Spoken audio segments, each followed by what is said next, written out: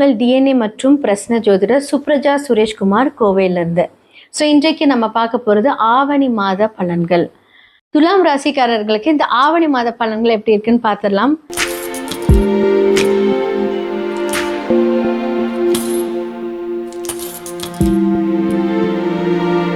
Health wise நல்ல ஒரு improvement இருக்கும் இந்த காலகட்டத்தில். கேஸ்ட்ரிக் ப்ராப்ளம், வயிற்று பிரச்சனையில் ஒரு சிக்கி பின்னமாயிருப்பீங்க. அந்தளவுக்கு ஒரு மருத்துவ செலவுகளை கொடுத்துருக்கும். ஆனால் இந்த மாதத்தில் பார்த்தீங்கன்னா கொஞ்சம் ஃபேவராக இருந்தாலுமே உங்களுடைய பாதக ஸ்தானம் அப்படின்னு சொல்லக்கூடிய உங்களுடைய 11ஆம் வீட்டில் சூரியன், புதன், கேது இருக்கிறாங்க. சும்மாவே உங்களுக்கு நிறைய போராட்டங்கள் இருக்கும். இப்போ தான் நல்லா சொன்னீங்க, அதுக்குள்ளே திரும்பவுமா அப்படிங்கிற மாதிரி இருக்கும். அரசு சம்மந்தப்பட்ட விஷயங்களில் பார்த்தீங்க, இப்போ ஒரு நிலம், வீடு, அதோட டாக்குமெண்ட்ஸ் இதெல்லாமே பார்த்தீங்கன்னா இந்த காலகட்டத்தில் ஜாக்கிரதையாக ஹேண்டில் பண்ணுங்கள். பேங்க்கு கூப்பிட்டு அதுக்கு இதுக்கு எதாவது சைன் பண்ணுறாங்க அப்படின்னா கொஞ்சம் வெரிஃபை பண்ணிக்கோங்க. லோன் அப்படிங்கிற ஒரு விஷயத்தில் ஏதோ ஒரு ட்ரபிள், அதுக்கப்புறம் அதற்கான பிரச்சனைகள் அப்படிங்கிற ஒரு விஷயம் நடக்க போகுது இந்த மாதத்தில். முடிஞ்சளவுக்கு அதை ரீபேமெண்ட் பண்ணுறதுக்கு உண்டான கரெக்டான அந்த பிளானிங் கரெக்டாக பண்ணுங்கள்.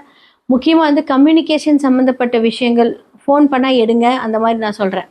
கம்யூனிகேஷன் துறையில் இருக்கிறவங்களுக்கு சில பேர்த்துக்கு பிரச்சனைகள்.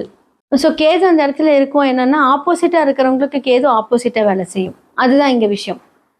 பாதகாதிபதி வீட்டில் கேது இருந்தாலுமே அந்த அலைச்சல் சங்கடத்தையும் அந்த தர்ம சங்கடத்தையும் கொடுத்தாலுமே அதன் மூலியமாக ஒரு ஞானத்தை கொடுத்து அந்த பாதகத்தை அடைந்த பிறதுக்கு அப்புறமா ஒரு யோகம் கொடுப்பார் கேது. அதுதான் இந்த ஞானக்காரகனோட வீடு. அப்போது இந்த லாஸ்ட், அதாவது ராகு கேதுவோட லாஸ்ட் டிரான்சிட்ல இருந்தே பார்த்தீங்க அப்படின்னா செம்ம பிரேக்கு. 5ஆம் இடத்துல ராகு இருந்து ஓவர் திங்கிங், நிறைய கற்பனையான ஒரு விஷயங்களை கொடுத்து அப்படியே என்ன பண்ணுவார் அப்படின்னா உங்களை மேலே வளரோடாமல் பண்ணிக்கிட்டே இருப்பார் ராகு பகவான். ஆனால் கேது அப்படி கிடையாதுங்க. ஒரு பிரச்சனையிலிருந்து ஒரு ஞானத்தை கொடுப்பார். ஃபார் எக்ஸாம்பிள் பார்த்தீங்க அப்படின்னா உங்களுடைய 11ஆம் விட ஒரு மாமனார் வீடுன்னு வச்சுக்கோங்களேன். மாமனார் வீட்டில் உங்களுக்கு ஏதோ ஒரு பிரச்சனை இருக்குது அப்படின்னா நீங்கள் அதை எப்படி எடுத்துக்கலாம் அப்படின்னா, இவ்வளோ நாள் இவங்க ரொம்ப நல்லவங்க நினச்சிருந்தோம், இல்லை உங்களுடைய ரொம்ப க்ளோஸ் ஃப்ரெண்டு ஒரு பிரச்சனை பண்ணுறாங்க அப்படின்னா இந்த பொண்ணுக்கு நம்ம இவ்வளோ ஹெல்ப் பண்ணியிருக்கோம், இவங்க சடனாக இவங்களோட விஷயத்தை காமிச்சிருக்காங்க அப்படிங்கிறத நீங்கள் புரிஞ்சு நீங்கள் என்ன பண்ணுவீங்க அப்படின்னா உங்களுடைய ஞானத்தினால் அவங்கள அதை டிஃபீட் பண்ணுவீங்க. ஃப்ரெண்ட்ஸ் கூடலாம் பார்த்தீங்கன்னா நல்லா போயிட்டுருக்கும். திடீர்னு அந்த சண்டை போடுறது, விலகிறது, அதே மாதிரி வெளியூரில் உங்களுடைய பார்ட்னர்ஸ் ஒர்க் பண்ணுறாங்க அப்படின்னா சடனாக பேசாமல் போகிறது, ஒரு பிரேக்கு, ஒரு நல்லா போயிட்டு இருந்த ஒரு ரிலேஷன்ஷிப்பில் ஒரு சின்ன ஒரு தடை, பிரேக். கவலைப்படுறதுங்க, எதுவுமே நிரந்தரம் கிடையாது, எல்லாமே மாறும். இந்த பிரேக்கை எப்படி சமாளிக்கலாம் அப்படின்னா, இந்த மாதத்தில் நீங்கள் ஒரு தொழில் ரீதியான ஒரு விஷயங்கள், இல்லை புது முயற்சிகள், அதே மாதிரி ஸ்டூடெண்ட்ஸ் எல்லாம் புதுசாக நான் இந்த கோர்ஸ் படிக்க போகிறேன், அதனால் நான் இதை படிக்க தேவையில்லை, அடுத்த வருஷம் பார்த்துக்கலாம் அப்படின்னு தள்ளி போடுறது எதுவுமே இருக்கக்கூடாது. அதே மாதிரி உங்களுடைய 6ஆம் வீட்டில் யார் இருக்காங்க, சனி பகவான் இருக்காரு. ஜாக்கிரதையாக இருக்கணும். இன்ஃபெக்ஷன் நிறைய பரவுறதுக்கான வாய்ப்புகள் இருக்குது. அதனால் தேவையில்லாத ஒரு அவுட் சைட் ஃபுட்டெல்லாம் சாப்பிடாதீங்க. அதுவும் உங்களுக்கு சந்திரன் அவயோக திசையாக இருந்தால் கண்டிப்பாக இந்த மாதிரியான ப்ராப்ளம்ஸ் இருக்கும். உங்களோட சுய புக்தியில், உங்களோட சுய ஜாதகத்தில் தசா புக்தி என்ன அப்படிங்கிறத நீங்கள் பார்த்துக்கிட்டு அதை ரிலேட்டடாக நீங்கள் அதை ஹேண்டில் பண்ணிக்கோங்க. அதே மாதிரி லக்னத்தில் சுக்கிரன், அப்போ ரெகுலர் வருமானத்துக்கு எந்த தடையும் இருக்காது. இவ்வளோ நாள் தடையாக இருந்தது உங்களுக்கு என்ன ஆகும் அப்படின்னா வருமானங்கள் வரக்கூடிய ஒரு விஷயங்கள் வரும். ஆனால் 8க்குரிய ஒரு லக்னத்தில் முடிஞ்சளவுக்கு அப்ராட் பிளான் பண்ணுறீங்கன்னா இந்த காலகட்டம் சூப்பர். அப்படி இல்லாட்டி 8 சார்ந்த ஒரு தொழிலில் நீங்கள் டாக்டராக இருக்கீங்க, இல்லை வக்கீலாக இருக்கீங்க, இல்லை சமுதாயம் தொடர்பு, ப்ராப்ளம் மிக்க தொடர்பு, சமுதாய சார்ந்த ஒரு விஷயங்கள் உங்களுக்கு நல்லது நடக்க போகுது. உங்கள் மூலியமாக யாராவது பிரச்சனை தேடி வந்தாங்கன்னா அவங்களுக்கு நல்லது நடக்க போகுது. இதெல்லாமே அழகாக பயன்படுத்திக்கோங்க, ரொம்ப நல்லா இருக்க போது. கணவன் மனைவி இடையே கொஞ்சம் சிறு பிரச்சனைகள், தடைகள், தாமதங்கள் நடந்தாலுமே அந்த ஒரு அன்பை விட்டு கொடுக்காம நீங்கள் அதை கோத்ரூ பண்ணி கொண்டுட்டு போயிடுவீங்க. இது எப்படியுமே கண்டினியூ ஆகும். முடிஞ்சளவுக்கு அந்த சண்டையை அவாய்ட் பண்ணிக்கோங்க.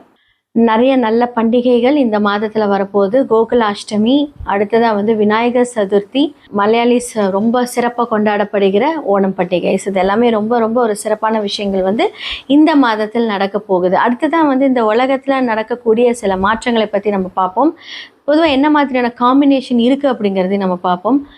சூரியன், கேது, புதன் இவங்க எல்லாருமே காலபுருஷ தத்துவத்தின் 5ஆம் வீட்டில் சேர்க்கை பெறுகிறார்கள். இந்த காம்பினேஷன் ஆல்ரெடி கும்பத்தில் ராகு இருக்காங்க, கடக வீட்டில் வந்து குரு தனித்து நிற்கிறார். அப்புறம் மிதுன வீட்டில் செவ்வாய் தனித்து நிற்கிறாங்க.